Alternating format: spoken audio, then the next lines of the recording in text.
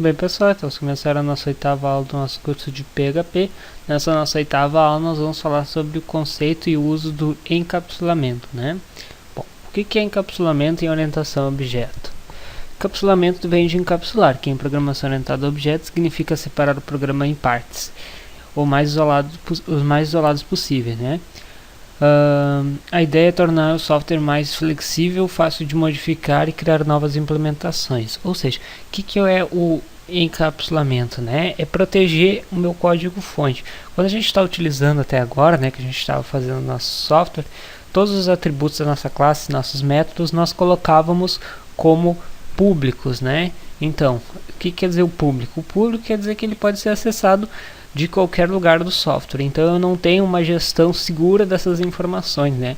Então, para isso a gente utiliza o encapsulamento para definir quem pode visualizar e modificar certos atributos do nosso programa, né? das nossas classes, né? Então existem três tipos de encapsulamento, de visibilidades, na verdade, né? Que é o protect, o public e o private. E os métodos acessórios de encapsulamentos, que são os métodos getSet, né? Que assim, os métodos getSet, os métodos acessórios, né? São métodos que são responsáveis por capturar a informação, que é o método get, né? Então ele pega o valor do meu atributo, qual eu estou chamando, e me retorna. E o método set é responsável por validar a informação e definir essa informação, ou seja, inserir essa informação no meu atributo, né? Bom, os membros, né, que a gente encontra no encapsulamento, né, e tipos de visibilidade, na verdade, que são o membro público, que é declarado como membros declarados como público poderão ser acessados livremente por todos que façam uso da classe a qual ele pertence, ou seja, é uma coisa que é pública a qualquer tipo de usuário, né? Então não tem uma restrição. Já o private, né, o método visibilidade private já é um pouco diferente, né? O membro declarado como private só pode ser acessado dentro da própria classe em que foram declarados, não podendo ser acessado por classes descendentes e nem por programas que façam uso dessa classe. Ou seja, ele é um método que diz assim, ó, o membro private, quando tu define um atributo ou um método como private, define o seguinte: só eu posso fazer uso dessa função. Por exemplo, por que eu usaria um método private, né? O método, por exemplo, ele tivesse um método para calcular, né? Eu tivesse um método externo, né? Um método protected, que a gente vai ver daqui a pouco, ou público mesmo, método público. Se eu tivesse um método público, a gente entendeu como é que funciona até agora, né? E aí eu tivesse um público calcular, né? Só que esse método público, ele tivesse chamando um outro método. Eu chamasse um outro método dentro desse mesmo método. Isso pode. A gente pode chamar um outro método e eu passo um parâmetro. Só que eu quero que esse método que eu tenho, que eu vou usar dentro desse meu primeiro método de calcular, eu quero que ele seja de uso exclusivo da minha classe. Eu defini ele lá embaixo na minha classe, eu estou chamando ele porque ele é um método acessor, né? Ele está ali só para fazer um cálculo e retornar para mim continuar a minha função, para ele retornar um resultado, essa minha função calcular retornar um resultado. Eu sei que é um pouco complexo, mas com o tempo a gente entende isso, né? A ideia é entender que a gente pode ter um método que retorna alguma coisa para dentro de outro método para continuar um cálculo, né? Então, se eu definir como private, então quer dizer que somente os meus métodos da minha classe vão poder acessar esse método. É justamente o que eu quero. Eu não quero que esse cálculo seja externo, né, de uso externo. Ele usa interno da minha classe. Já o membro protected, ele é um membro que está entre o público e o protegido, né, o protected. Ele é protegido, ele está entre o público e o privado, né? Mesmo declarado como protected, somente pode ser acessado dentro da própria classe em que foram declarados e a partir de classes descendentes. Mas não podem ser acessados por programas que façam uso das classes a que pertencem. Ou seja, eu só posso usar um membro declarado como protected, só pode ser acessado dentro da minha própria classe ou por classes da hierarquia dele, né? Classes que o herdem, né? Por exemplo, se eu tivesse uma classe animal e um membro protected, somente os animais que herdassem a minha classe animal poderiam utilizar e modificar esse método, né? Na verdade, eles poderiam utilizar, mas a modificação ou a alteração do método teria que ser feita, só pode ser feita por membros que herdarem a minha classe. Bom, é um pouco complexo essa ideia no momento, mas a gente vai tentar fazer um exemplo simples aqui para ver se fica um pouco mais simples de entender como é que funciona essa questão, né? Fazer um exemplo prático aqui para a gente conseguir entender como é que funciona isso. Bom, eu vou vir aqui criar uma nova pasta chamada aula 8, e vou criar um novo arquivo. Esse meu arquivo vai ser uma classe, eu vou chamar de funcionário na .class.php, né? Essa minha classe funcionário é uma classe genérica funcionário, né? Ela vai ser dada por outras classes, certo? Então, o que eu vou fazer? PHP, né? Uma classe funcionário. Eu vou abrir aqui a classe, né? Bom, o que eu vou fazer primeiro? Como a gente sempre fazia, né? A gente sempre utilizava os métodos como sendo públicos, né? Só que a partir de agora a gente não vai mais usar os atributos como públicos, né? E nem métodos como públicos. A gente vai fazer o que? A gente vai usar o operador private na frente do atributo e eu vou colocar private nome, private. Não, primeiro eu vou começar com o código. Depois vou passar para nome. Né? Vamos botar aqui um código dele dentro da empresa, né? Código. Só deixa eu tirar esse acento do código. Código, tá? Private nome e private salário, né? Já é um salário, digamos, né? Então ele é privado. Bom, como ele é privado, então eu preciso que essa classe tenha um certo limite de acesso, né? Eu preciso que essas informações, então, se elas não vão ser visíveis por outras classes, eu preciso de um método que possa fazer essa modificação e receber essas informações, né? Já que eu não posso acessá-la livremente, né? Até vou fazer um exemplo aqui para entender melhor, de uma maneira prática, né? Vou chamar o meu index aqui e vou abrir ele aqui, né? E vamos tentar fazer uma coisinha aqui para ilustrar bem como é que funciona isso. Bom, deixa eu só aqui. Vou incluir, né? Include a minha classe funcionário class PHP, né? E vamos fazer o seguinte: vamos chamar um novo funcionário, Pedro, né? Pedro igual a new funcionário, tá? Sem parâmetro no construtor, não, o construtor vai ser criado automaticamente. Então vou pegar o Pedro, vamos tentar fazer alguma coisa com o Pedro. Ó, eu não tenho acesso a nada, né? Pedro nome é igual a Pedro, certo? Ele não vai exibir nenhum tipo de erro aqui. Como eu disse, ele não mostra nenhum erro, mas assim que eu tentar executar essa informação, então, hoje o que a gente fazia, né? Definir o nome de Pedro. Vamos definir o nome do objeto Pedro, certo? Pedro, né? Até com letra minúscula ali, mas tudo bem. Ele vai dar um erro para mim, porque ele é um membro protegido. Eu não posso simplesmente jogar dentro de Pedro um nome. Ele é protegido, ele não pode ser simplesmente atribuído um valor a ele, né? Ó, não pode ser você não pode acessar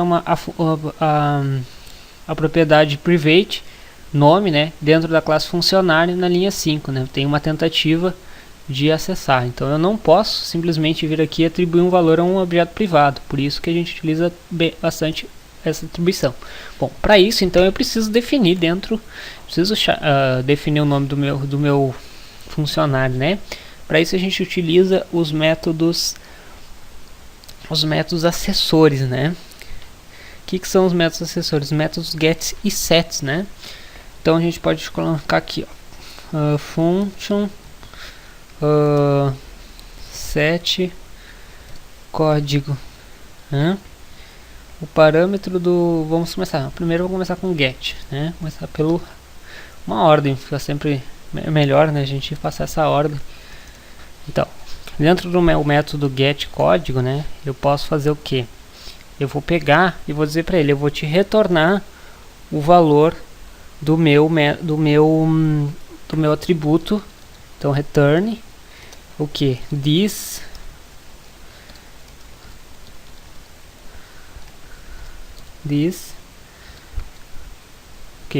código. Eu vou retornar o meu código, certo? Então agora eu posso capturar esse meu código. Eu vou fazer a mesma coisa aqui com o método set. Só que o método set é um pouco diferente, né? Set código, ele vai passar o que? Ele vai passar por parâmetro, ele vai passar um parâmetro chamado coisa aqui, código, né?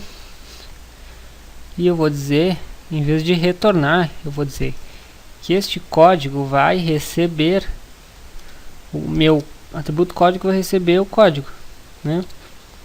Código, que foi o código que eu acabei de passar por parâmetro. Então, agora vamos fazer um teste aqui. Então, por exemplo, Pedro, agora eu já tenho acesso ao set código, né? Porque ele é um atributo que está declarado como público. Set código, que código eu vou passar para ele? Eu vou passar o código 1, né? O código dele vai ser 1, certo? E agora eu vou pegar o Pedro e vou pedir para ele pegar meu get código, né? Só que eu tenho que mostrar isso na tela, então eu vou fazer o seguinte, vou dar um echo Pedro get código, certo? E vamos rodar a aplicação de novo. Pronto, 1. Então agora eu já posso atribuir um valor a ele, usando os métodos acessórios, né? Que estão declarados como públicos, né? Eu já posso acessar essas informações.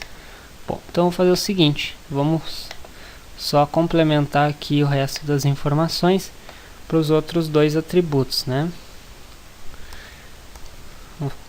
Get código, vamos botar get nome, vai atribuir a nome, vai retornar nome, aqui vai passar o nome,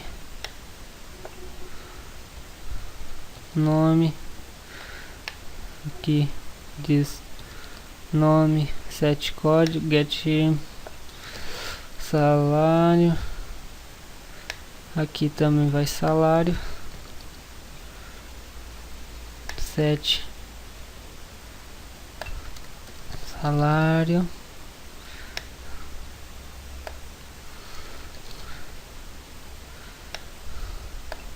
salário. Bom, feito tudo isso, né? A gente não encontrou nenhuma erro de sintaxe. A gente vai vir aqui no nosso objeto Pedro e vamos definir todas as informações dele. Vamos no Pedro e vamos colocar set salário, né? Vamos ver que não deve ter set nome. Set nome. Tá, agora sim. Set nome, passa o nome. O nome dele vai ser qual? Vai ser Pedro, né? E vou pegar o meu Pedro também, vou mostrar para o objeto Pedro e vou definir um salário para ele, certo? Set salário vai ser de 600, né? 600, certo? A gente já tem todas as atribuições do nosso funcionário, né? Só que agora vamos entender como é que funciona o protected, né? Eu vou criar uma nova classe que eu vou chamar de estagiário.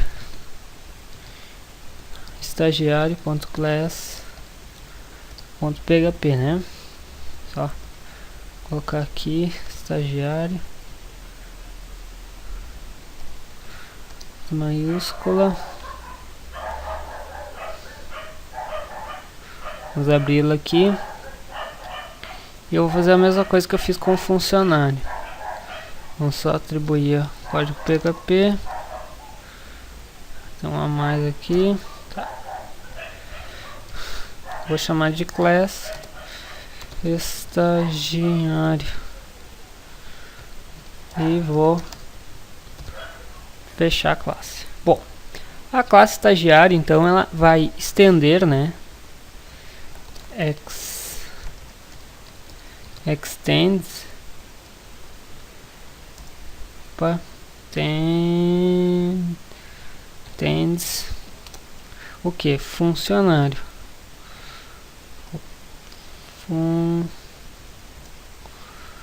Funcionário.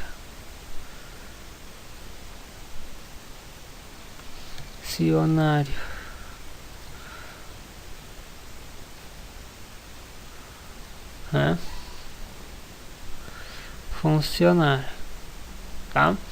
E agora eu vou tentar implementar uma coisa assim. Eu vou mudar aqui o meu atributo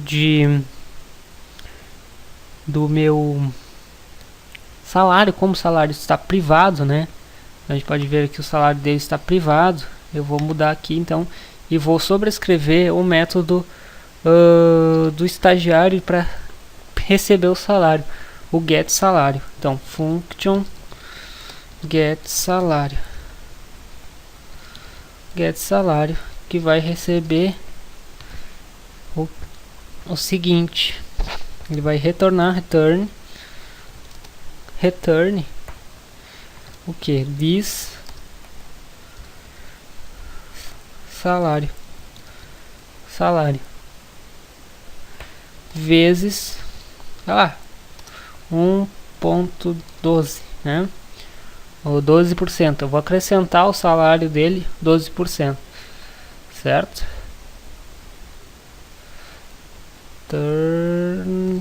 Return, né? De salário vezes 12%, né? Vou acrescentar 12% ao salário. Então eu vou mudar aqui de funcionário para estagiário. Vou procurar aqui. Vamos mudar.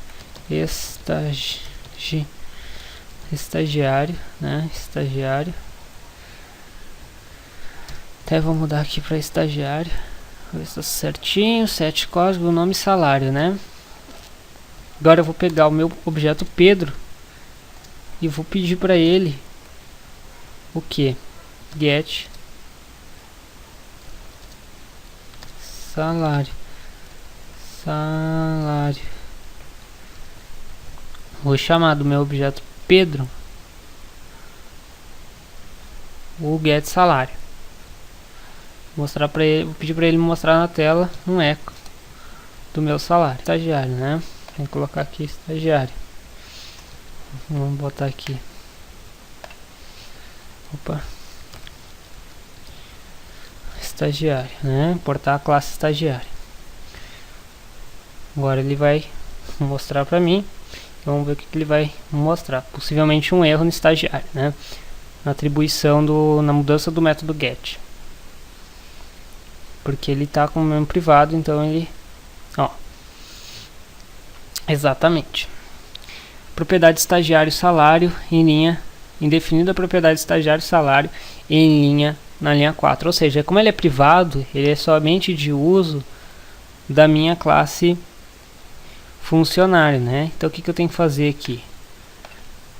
Protected, então protegido, e rodar de novo a minha aplicação. Então o salário agora ele é protegido, então ele pode ser alterado também nas classes inferiores na hierarquia, né, de classes. Se tudo der certo, ele vai mostrar para mim o salário atualizado, né? Então vai ser o CT o salário, acho que sim. Certinho, ó. 672, certo? Olha o salário 672, não foi 600, mais 12%, 72. Viu, pessoal? Então, vocês viram na prática, né, como é que funciona o objeto protected. Então, quando eu coloco privado, eu digo para a classe, isso aqui é só teu. Tu não pode, vou até botar aqui funcionar com letra maiúscula. Tu não pode, essa informação vai ser só de uso exclusivo da minha classe. Quando eu coloco público, eu digo, qualquer um pode acessar isso aqui. Então, em qualquer parte do programa, index, qualquer outra página que eu só incluo a classe e coloco lá assim, ó, salário igual a 1000. Fechou. Não interessa qual a parte do programa, eu já atribuí o valor de um objeto, um salário de 1000. Certo? Posso salvar no banco de dados, posso fazer qualquer coisa que eu quiser. Se eu deixar como protegido, ele só pode ser usado, só pode ser modificado pelas classes que herdam aquela classe. Por exemplo, estagiário, né? Eu modifico aqui no estagiário o método getSalário, né? Na verdade, eu estou herdando o objeto, o set salário, eu estou herdando, mas estou modificando o método, né? Sobrecarregando. Vou botar aqui. Sobrecarregado,